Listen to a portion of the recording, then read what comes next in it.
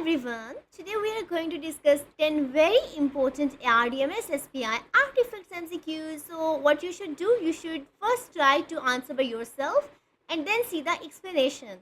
Okay, number 1. Edge shadowing is mainly due to A. Reflection, B. Refraction, C. Absorption, D. Scattering. And right answer here is B. Refraction. It is refraction which causes edge shadowing artifact. Next, side lobe artifact occurs when A. Echoes arise outside main beam. B. Echoes travel too slowly. C. PRF is too high. D. Depth is too low. So right answer here is A. Side lobe.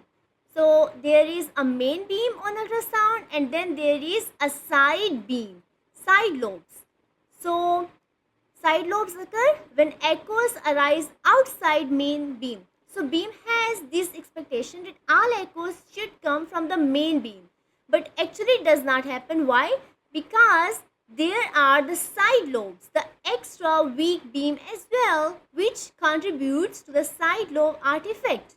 And how we can minimize this? So there is a technique known as apodization, which is used to minimize the side lobe artifact.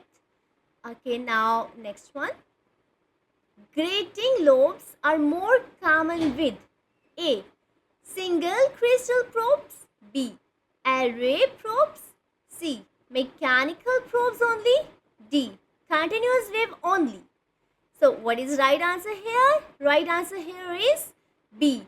Array probes. These are the array probes which contain the multiple elements, and grating lobe happen in the array transducer. And how we can minimize this? We can use a technique known as subdicing, cutting the crystal in the small parts so it reduces the grating lobe artifact.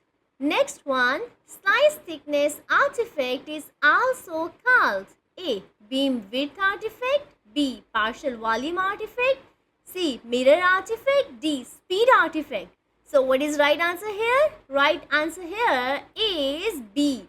Partial volume artifact. So echoes come from the slice thickness. Due to that, we can see the brightness inside the fluid field structure, artifactual echoes. And because these come from the slice thickness, so they are known as a partial volume artifact. Next one.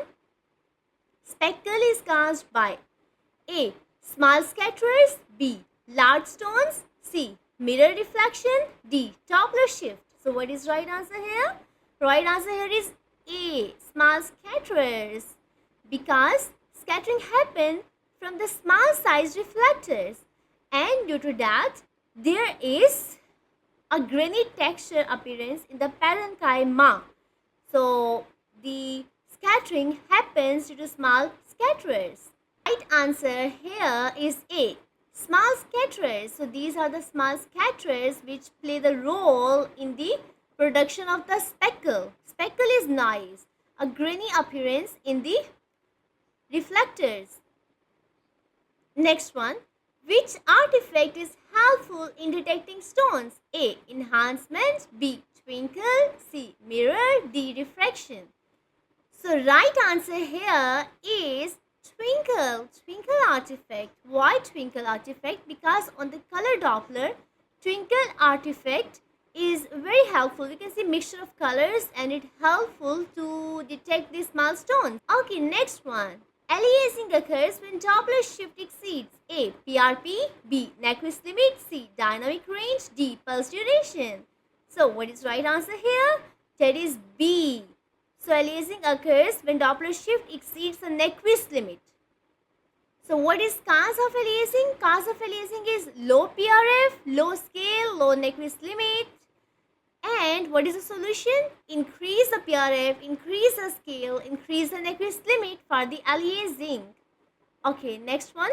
Nyquist limit equals A. PRF, B. PRF by 2, C. Frequency by 2, D. Wavelength by 2. And what is the right answer here? Right answer is B. PRF by 2. Nyquist limit is half the pulse repetition frequency. Next one. PRF will A. Increase aliasing, B. Reduce aliasing, C. Remove attenuation, D. Improve axial resolution. So what is right answer here? Right answer here is B. Reduce aliasing, because when we increase PRF, when we increase scale, it raises the Nyquist limit. So aliasing has been reduced. Next one. Which Doppler mode does not aliase? A. Pulse wave, B. Color Doppler, C. Power Doppler, D. Continuous wave Doppler. So what is the right answer here? The right answer here is continuous wave Doppler. If you want to prepare for ARDMS SPI exam, you can join my ARDMS classes.